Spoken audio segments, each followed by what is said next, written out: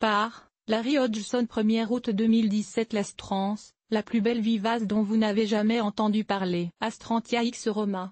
Photo, jardinier paresseux. Comme pourquoi l'Astrance Astrantia major et autres, est-elle si mal connue? Elle a pourtant tout pour plaire, belle fleur étoilée dans une gamme intéressante de couleurs, longue durée de floraison, feuillage attrayant, bonne rusticité, facilité de culture, disponibilité raisonnable en pépinière, etc. Mais elle demeure peu connue du jardinier moyen. Seulement les plus informés semblent l'apprécier et l'utiliser. Peut-être qu'elle manque tout simplement de publicité? Si oui, cet article pourrait peut-être aider. Astrantia major. Photo, Wikimedia Commons nom commun, Astrance nom anglais, Masterword famille, Apiacées origines, Europe et Caucase dimensions, 45-90 cm x 40a, selon la variété exposition, soleil, mi-ombre, ombre-sol, humide et riche. Floraison, juillet-septembre. Multiplication, division, semences. Utilisation, plate-bande, massif, naturalisation,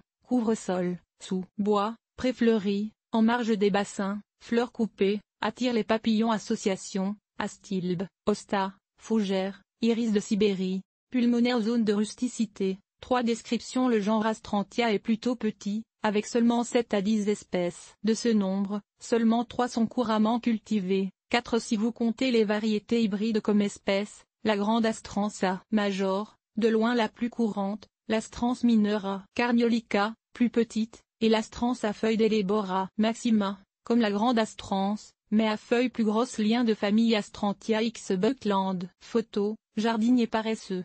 Comme l'Astrance est un membre un peu anormal des Apiacées, autrefois appelées ombellifères, c'est la famille de la carotte, réputée pour ses larges ombelles de minuscules fleurs. C'est que les fleurs de l'Astrance ne paraissent pas, à première vue, former une ombelle, dôme, mais ont plutôt la forme d'une étoile. Si vous regardez attentivement toutefois, vous verrez que ce qui semble être une fleur est en fait une petite ombelle entourée de bractées. Ce sont les petites boules qui composent la petite ombelle qui sont les vrais fleurons. Ils donnent l'effet d'une pelote d'épingle. Les fleurons individuels sont assez insignifiants, mais l'ensemble de l'inflorescence, avec sa pelote d'épingle entourée de bractées pointues, crée un bel effet. Les fleurs peuvent être vertes, blanches, roses ou rouges, parfois marquées de vert. Les inflorescences sont portées sur des tiges minces, mais solides. Les tiges se ramifient encore et encore, et ainsi les inflorescences se succèdent tout au long de l'été, souvent jusqu'au mois de septembre. Feuilles d'Astrantia major. Photo, Wouter Hagens, Wikimedia Commons. Les feuilles sont attrayantes aussi,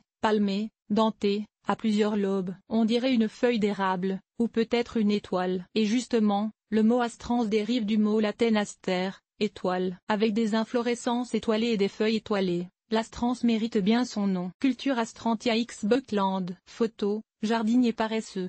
Comme dans la nature, les astrances sont des plantes de sous-bois ouverts et de prés humides. On les trouve un peu partout en Europe jusqu'au Caucase, plutôt en altitude ou dans le nord, car elles n'apprécient pas les étés chauds du sud. En culture, elles aiment des conditions semblables, une ombre partielle, la plante pousse bien à l'ombre, mais fleurit moins, ou, si on les cultive au soleil, un sol toujours un peu humide. Un paillis épais, 7 à 10 cm, aidera à maintenir le sol frais et humide. Les astrances peuvent survivre à la sécheresse, mais elle raccourcira la durée de la floraison. Souvent, les plantes cultivées au soleil et celles cultivées à l'ombre fleurissent bien au début de l'été, mais la floraison s'arrête à la mi-août. C'est généralement à la mi-ombre que la floraison est la plus abondante et la plus durable, car elle persiste alors jusqu'en septembre. Par contre, des plantes au plein soleil peuvent montrer une floraison extraordinaire pour autant qu'elles ne manquent pas d'eau. Et pensez que le soleil du matin est plus frais que le soleil de l'après-midi. Or, les astrances aiment la fraîcheur. La capacité des astrances de composer avec la compétition racinaire des arbres surplombants les rend très utiles dans les jardins ombragés. Multiplication Astrantia major Abbey Road. Photo, jardinier paresseux. Comme avec le temps, la plante grossira et s'étendra grâce à ses rhizomes souterrains. Ils sont toutefois courts et la plante n'est pas envahissante.